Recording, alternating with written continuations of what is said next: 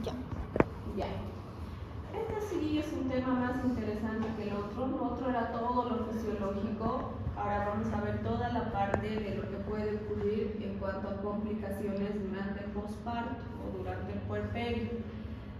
Vamos a hablar del puerperio patológico si se presenta alguno de estos síndromes. Puede haber síndromes infecciosos, hemorrágicos, renales, endocrinos y dolorosos.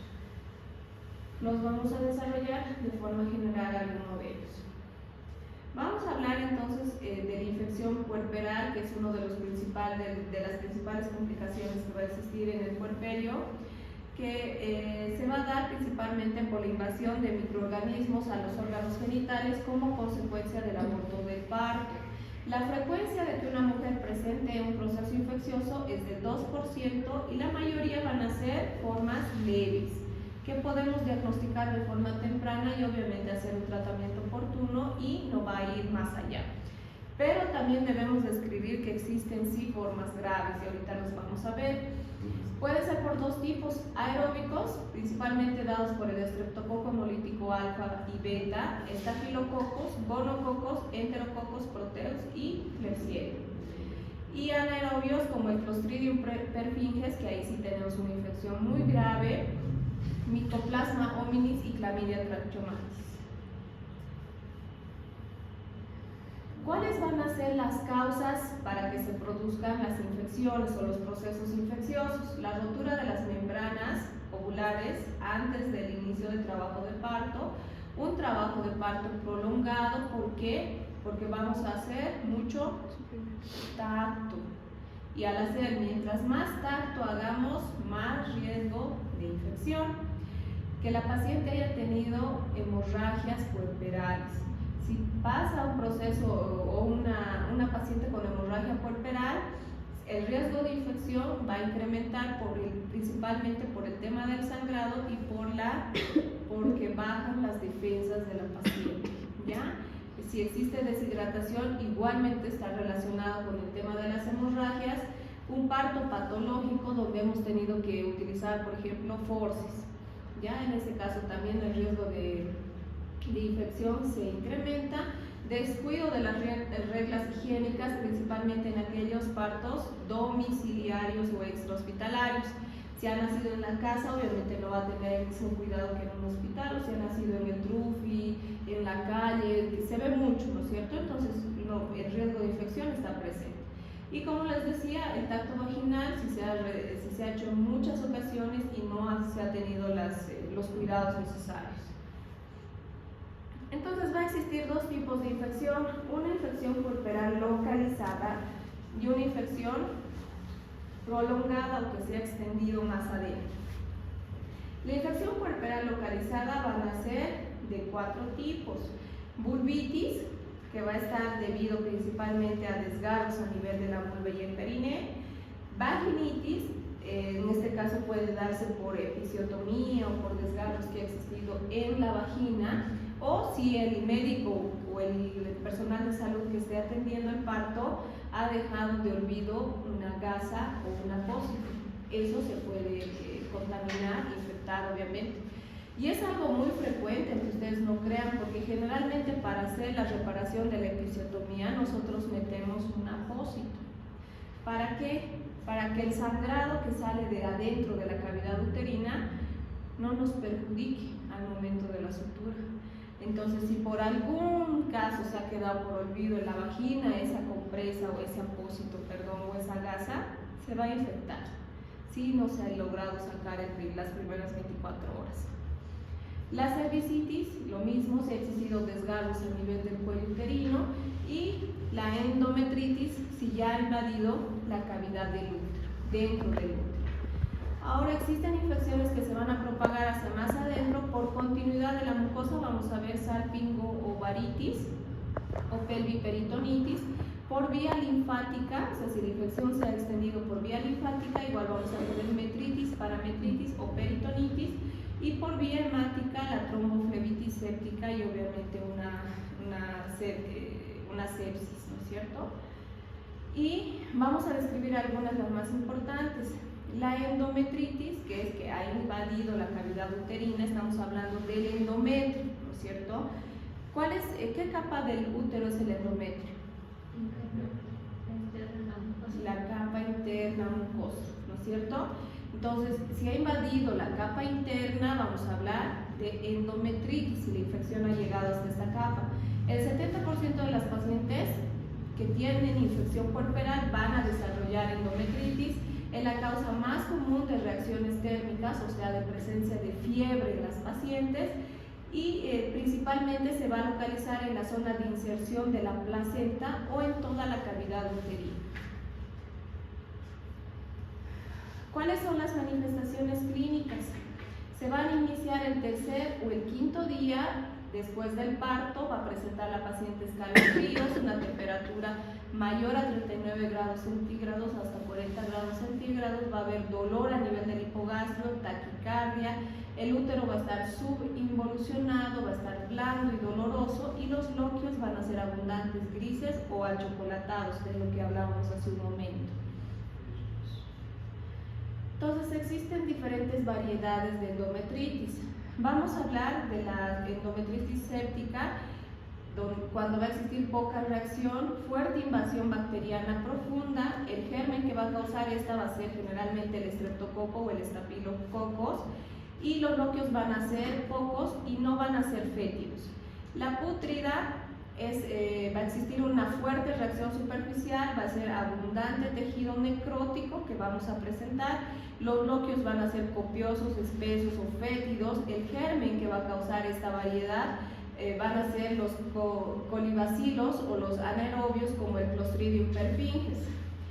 La parenquimatosa va a ser una infección en capas que va a invadir a la capa muscular del útero, y el útero va a estar blanduzco, grande, y va a ser, puede ser supurada. Disecante o gangrenosa, ya va a existir perforación espontánea o peritonitis consecutiva. ¿Por qué? Porque se va a perforar la cavidad uterina y va a llegar a la cavidad abdominal. Los loquios van a ser abundantes, negruzcos o consistentes, y la loquiometría, lo que les hablaba hace un momento, que se produce por el cierre precoz del orificio cervical interno, y por lo tanto los loquios quedan atrapados en la cavidad uterina y no se van a ver loquios en la cavidad vaginal o en las compresas o en los pañitos que la puérpera va a utilizar. El tratamiento que vamos a dar va a ser, obviamente, reducir al mínimo indispensable el tacto vaginal. No tenemos que hacer más tacto porque es una de las causas probables para haber ingresado el germen a la cavidad vaginal. Cumplir con el máximo de las reglas de higiene. Hay que explicar muchas veces a la mamá que se tiene que bañar, que se tiene que lavar los genitales, que hay que sacar o limpiar la sangre que queda en los genitales externos. Eso tiene que estar muy establecido. En casos de que se haya producido ruptura prematura de membranas, se debe iniciar el antibiótico 8 horas después de la ruptura, así el niño no haya nacido, ¿ya? De forma profiláctica, porque la infección no solo va a ir a la mamá, sino también al recién nacido. Entonces, muchas veces se produce la ruptura sin inicio de trabajo de parto, no hay dilatación, ni siquiera está permeable a dedo. Y muchas veces se producen aquellas mujeres que ya tienen partos previos, por lo tanto ellas no quieren cesárea y van a esperar el inicio del trabajo de parto. Entonces, en estas pacientes hay que calcular el inicio de la ruptura prematura de membranas y el inicio del trabajo de parto. Si esto ha sobrepasado las 8 horas, se debe iniciar de forma profiláctica antibióticos endovenosos, ¿ya? Y si ya la infección está establecida, pues uno de los medicamentos que más se utilizan es la clindamicina, y en los hospitales, si la paciente está internada, se utiliza la cefotaxima con gentamicina. Cefotaxima de 1 gramo cada 8 horas con gentamicina de 80 miligramos cada 8 horas por 3 días. Y siempre se hace una nueva revaloración. Y finalmente, si no ha respondido al tratamiento médico, ¿qué nos sigue? El tratamiento quirúrgico, para hacer un drenaje, una limpieza en quirófano de lo que puede estar causando este proceso infeccioso, Y de último, si el útero no está respondiendo, se hace una histerectomía, se saca el útero, ¿ya? También se puede producir por continuidad de la mucosa la salpingitis y la salpingo-ovaritis. ¿Qué quiere decir? Procesos infecciosos que han abarcado la trompa y los ovarios, ¿ya? Entonces, igual de la misma manera puede propagarse a estas zonas, producir molestias, y vamos a ver que los síntomas se van a iniciar entre el 8º al 10º día. Va a iniciar, igual que en el otro caso, una fiebre o aumento de la temperatura, va a haber taquicardia, va a haber dolor parauterino, principalmente en la fosa ilíaca, que va a presentar mayor secreción completa o mayor complicación. Incluso pueden hacer lo que se llaman abscesos paratubáricos, y en este caso el tratamiento, una vez más, va a ser quirúrgico, dependiendo del grado del absceso que presente. Ya en otro tema van a ver ustedes que existen diferentes grados de absceso paratubáricos, que van del 1, 2, 3, 4. El tercero y el cuarto generalmente son de manejo quirúrgico. Los otros dos pueden ser de manejo ambulatorio médico. Y la pelviperitonitis, si ha existido perforación ya de la cavidad uterina, una vez que la infección ha llegado a la cavidad uterina, obviamente va a reblandecer a toda la mucosa, todo el tejido muscular del útero, y finalmente va a perforar. Entonces la infección va a pasar a la cavidad abdominal, y obviamente ahí nos puede presentar otras molestias, como una peritonitis de cualquier índole, como un apéndice que haya perforado, por ejemplo, un apéndice perforado que nos va a causar una peritonitis. De igual manera, el tratamiento va a ser quirúrgico, ahí no hay forma de hacer tratamiento médico. Por vía linfática hemos dicho que se puede desarrollar las metritis, parametritis y peritonitis. Nos veo un poco inquietos. Estamos en la mente. Sí, creo que ya ni me están entendiendo. ¿Sí? A ver, ¿qué he hablado?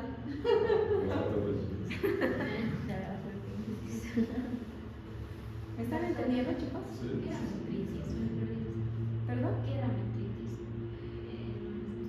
Es la infección que ha abarcado a los anexos. Por eso ahorita vamos a empezar a describir. Ahorita te voy a explicar un poquito más. Es cuando ya ha llegado a la continuidad de la trompa, del ovario, y ya cuando hablamos, por ejemplo, parametritis, son las trompas específicamente. La peritonitis, ya estamos hablando de la cavidad abdominal, y la metritis son exclusivamente los anexos, ¿ya?, de la cavidad uterina. La metritis se va a dar por infección de la vía linfática, por propagación principalmente del estreptococo.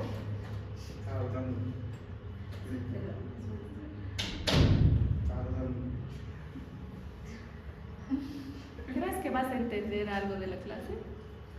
Vamos a ver, al final, ahora no. Ya. ¿Y cuál va a ser la sintomatología que va a presentar? Principalmente la fiebre, mayor de 39 grados a 40 grados centígrados. Va a ser muy dolorosa la movilización, los anexos, o sea, tanto las trompas como los ovarios van a doler. ¿Cómo vamos a valorar eso? A través del tacto bimanual. Les he explicado eso que hemos ya en las primeras clases. Vamos a introducir la mano en la cavidad vaginal y la otra en el abdomen. Entonces, para valorar los anexos, siempre vamos a un lado o al otro lado, y si existe dolor a esa movilización, ya vamos a hablar de que el proceso infeccioso ha invadido los anexos. Lo mismo para la parametritis, se va a localizar principalmente a nivel de los ligamentos anchos y va a afectar a los compartimientos del tejido celular pelviano. O sea, no estamos hablando únicamente de las trompas, sino estamos hablando de toda la cavidad pélvica. ¿Ya? Sus síntomas de esto van a aparecer principalmente el día 10 al día 15 después del parto, y lo mismo, ¿no? Se va a caracterizar igual por fiebre y por taquicardia. Todas estas patologías se caracterizan por fiebres muy elevadas y por taquicardia. Y la peritonitis, ya hemos hablado de esto, que va a invadir a la cavidad abdominal, Entonces vamos a tener síntomas relacionados igual con la cavidad abdominal, como los vómitos, meteorismo abdominal y dificultad para respirar, porque es la disnea.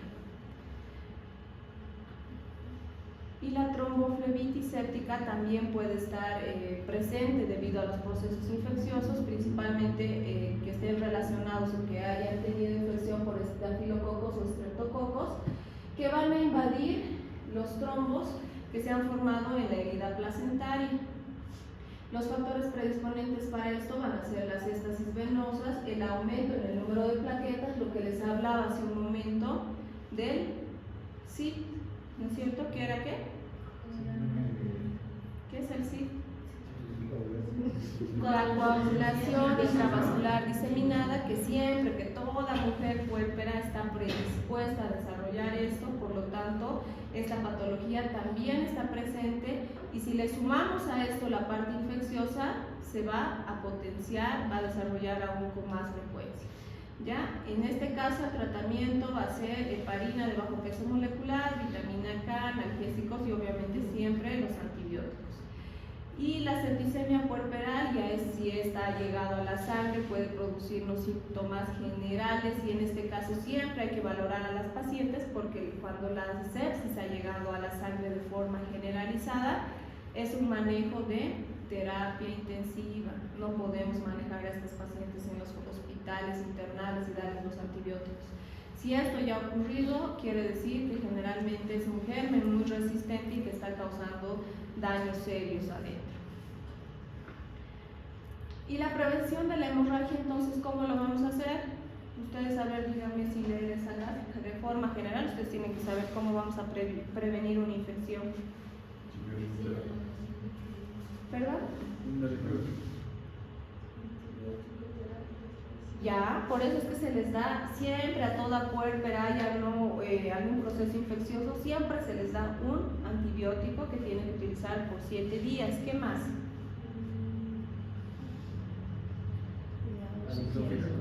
Cuidados higiénicos. ¿Qué más? ¿Qué hemos hablado de hacer y no hacer? Evitar los tactos que no sean necesarios, ¿ya? Y si se los va a hacer, hay que hacerlos de forma estéril o higiénica. Entonces, todo eso, y si además hemos hablado de la ruptura prematura de membranas, darles el antibiótico por 8 horas. Ya, si la ruptura prematura de membranas dura más de 8 horas, iniciar antibiótico terapia de forma profiláctica. Ahora vamos a hablar de la mastitis. Nos faltan como 2 patologías. Van a escucharlo, ¿ven? Yo les veo con sus caritas de ya, doctora. Ya. La mastitis generalmente va a aparecer el 4º a 5º día del puerperio. Los gérmenes van a ser transportados por la mano de la mamá o por la ropa que está utilizando, y las grietas generalmente que se van a producir en aquellas mujeres primíparas, ya no en todas. Generalmente cuando es el primer hijo se producen lesiones a nivel del pezón, y si están las lesiones presentes y la mamá con la mano que puede estar contaminada va a hurgar en la zona del pezón, va a introducir o va a llevar al germen, y por lo tanto se va a producir un proceso infeccioso. Se van a ir desarrollando de diferentes estadios. Vamos a hablar del flemón subareolar, que va a ser por la contaminación. La contaminación se va a localizar en el tejido celular de la areola. La mastitis intersticial, la invasión va a llegar hasta el tejido conectivo intraglandular, y la galactoforitis, cuando la invasión va a estar dada en los conductos galactóforos y la inflamación de sus paredes, y la mastitis parenquimatosa si la infección va a progresar hacia los acinos glandulares. ¿Cuál es la epidemiología?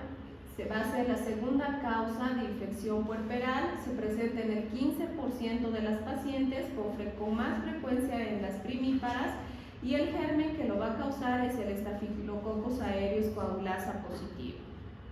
¿Cuáles van a ser los síntomas y los signos? Dolor, obviamente, que es el más característico y es el motivo de consulta, ¿no es cierto? Las mamás no pueden ni tocar el pezón ni el seno. Dolor, escalofríos, hipertermia, taquicardia, la mama se va a observar rosada y va a estar el pezón más pálido, no va a haber edema ni infarto mamario. En este caso vamos a hablar de la fase de linfangitis superficial, que quiere decir que todavía no ha llegado a la fase profunda. Si ya ha avanzado hacia una fase más profunda, el dolor obviamente va a ser más intenso, va a existir tumefacción edematosa de la mama, va a haber hiperemia mayor que la anterior, que puede llegar hasta los 41 grados centígrados, va a haber igual taquicardia, va a estar marcada la red venosa y la piel va a estar obviamente más enrojecida, se van a palpar los ganglios axilares que van a estar infartados y muy dolorosos. Entonces, ¿en qué consiste el tratamiento? Vamos a valorar siempre el tratamiento para la mastitis. Si se puede hacer un tratamiento obviamente antibiótico vía oral, se puede hacer en la primera fase principalmente de la linfangitis superficial, sí se puede hacer tratamiento vía oral y ambulatorio. En el caso de la profunda, generalmente necesita una internación para hacer tratamiento antibiótico endovenoso por al menos 3 días y hay que valorar si se forman excesos para hacer un drenaje quirúrgico. ¿Ya? Entonces, en eso consiste. El principal antibiótico que se utiliza es la dicloxacilina sódica o la dicloxacilina, que se puede dar por vía oral o por vía endovenosa, y obviamente el tratamiento quirúrgico. En cuanto a las hemorragias, vamos a hablar de aquellas que se van a producir en las primeras 24 horas, que son las más graves y que van a producir mayores complicaciones, o las que se producen después de las 24 horas. Vamos a decir que existe hemorragia puerperal cuando se ha perdido más de 500 cc de sangre. ¿Ustedes han escuchado hablar de las 4 T's? Sí. ¿Cuáles son las 4 T's? Eran las uterinas, pero en los resultados, o sea, Ya. la retención de los restos celulares. Ya. Y el último era de tromboembolismo, ¿no? Ya, está muy bien. Entonces vamos a hablar de las 4 T's. ¿Por qué? Porque vamos a hablar de tono, que es la principal causa de sangrado. Si existe hipotonía o atonía uterina, va a haber mayor sangrado. Y es la principal causa de sangrado es alteraciones a nivel del tono. La segunda causa, tejido. ¿Qué quiere decir? Retención del tejido ovular placentario. Es la segunda causa de sangrado. La tercera T, trauma, relacionado con los desgarros que hemos hablado. Y la cuarta T, trombina, relacionado con factores de la coagulación. Obviamente es el porcentaje más bajo, estamos hablando de cerca del 1% con la trombina, pero está presente. Ya les he contado yo de casos, incluso creo que eso no está muy bien estadificado. Yo diría que la frecuencia de las alteraciones de la coagulación es un poco mayor, pero en ese orden no se van a olvidar, porque la pregunta en el examen puede ir así, ¿no es cierto? ¿Cuál es la principal causa de sangrados en el puerperio? O les voy a preguntar cuáles son las 4 T's. ¿Ya? Entonces, ¿Como pregunta abierta? Como pregunta abierta. Todos. No va a haber en todos. Eso no va a estar. Ya, entonces la primera causa de sangrado durante las primeras 24 horas hemos dicho que eran tono, alteraciones a nivel de tono uterino.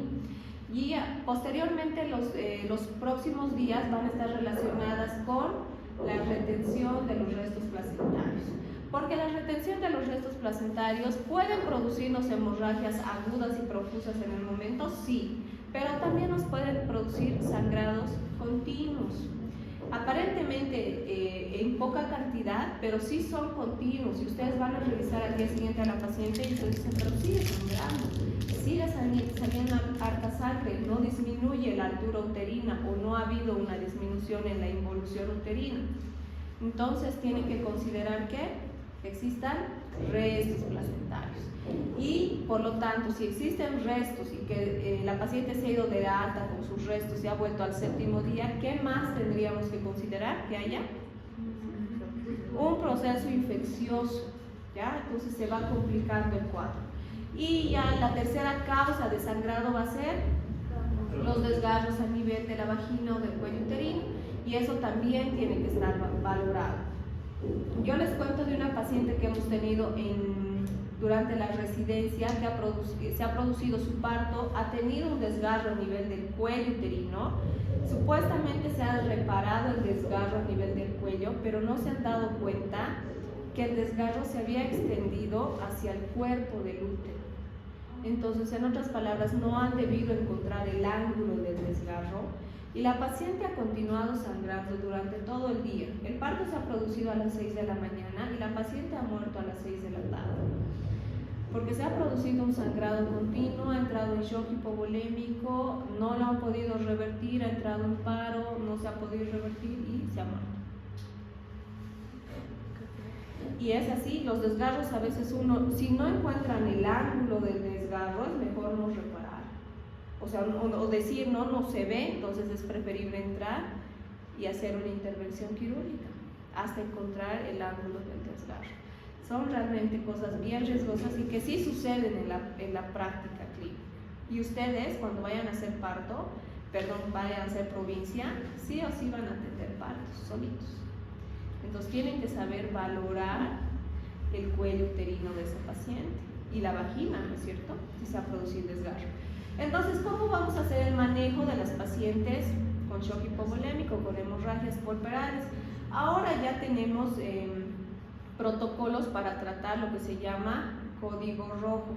Las hemorragias puerperales están dentro de lo que es el código rojo y existe una serie de secuencias que se siguen, pero de forma general les voy a decir que existen medicamentos que se pueden utilizar de forma secuencial. En primer lugar, se utiliza la oxitocina. Se va administrando la oxitocina. Podemos utilizar 20 unidades de oxitocina en 500 cc de solución, ya sea dextrosa o fisiológica, a 40 gotas minuto. Ahora, en el último congreso de ginecología, lo que se ha establecido es que se utilice 3 unidades de oxitocina en bolo lento cada 30 minutos hasta parar el sangrado. ¿Por qué? Porque se está analizando que la cantidad de oxitocina que se está utilizando es mucho y lo único que hacemos es cubrir todos los receptores de oxitocina, sobrecargarlos y después no funciona. Y por lo tanto no funciona la oxitocina. Entonces por eso se está estableciendo este nuevo manejo que yo creo que ya en estos próximos meses se va a instaurar en todos los hospitales. Después de la oxitocina, ¿qué podemos utilizar? El metergin. El metergin siempre se utiliza valorando la presión arterial de la paciente. ¿Por qué?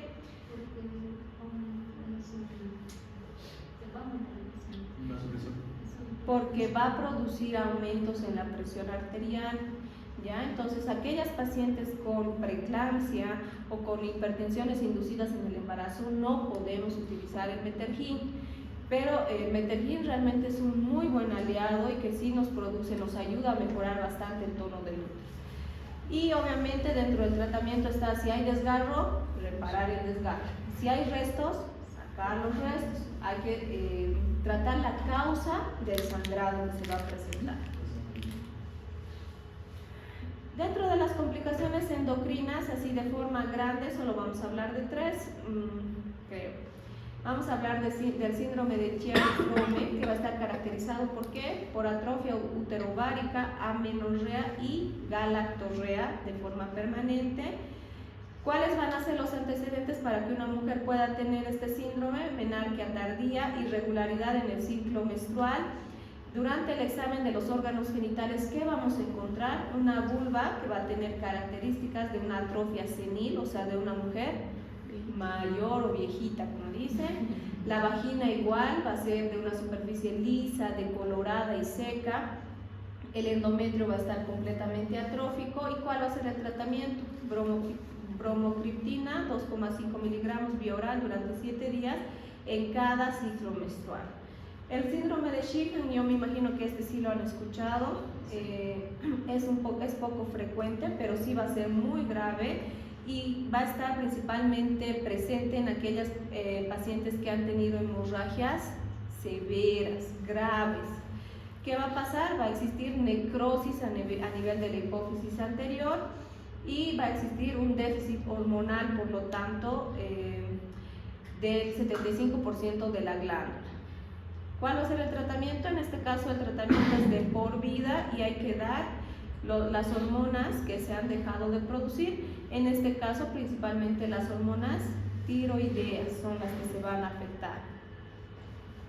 Hay algo que también está presente en las mujeres de posparto que se llama la tristeza puerperal, que la van a pasar todas las mujeres posparto, y aquello que se extiende un poco más vaya a llamarse síndrome depresivo. Entonces, estas sí van a estar presentes.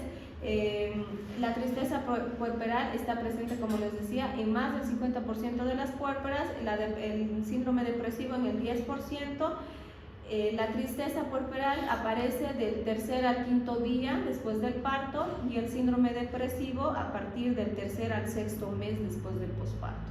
Entonces tienen sus diferencias. Obviamente la primera es autolimitada, solo va a durar unos días o una semana. Sin embargo, el síndrome depresivo puede quedarse hasta de por vida y obviamente necesita un manejo psiquiátrico. Entonces, ¿cuáles son las conclusiones? Tenemos que siempre hacer una adecuada atención del parto y de la tercera fase, el manejo activo del trabajo de parto, ¿no es cierto? Entonces, por lo tanto, todas las mujeres tienen que ser atendidas con el uso del materno, porque si no, estamos hablando de que las vamos a someter a más riesgo de hemorragia y de procesos infecciosos, ¿no? La identificación y el manejo oportuno de las infecciones puerperales va a disminuir la mortalidad de la madre. La educación sobre los cuidados del puerperio debe convertirse como en un requisito obligatorio antes de darles el alta. Principalmente esto de creer de que si se bañan o no les va a dar el sobreparto, eso hay que quitarles de la cabeza a las mujeres. Eso es todo, chicos. Y como les decía, no sé si el próximo viernes voy a poder acudir a dar la clase, pero les voy a avisar. No quieren. No me hagas estar ya. Están bien, están bien.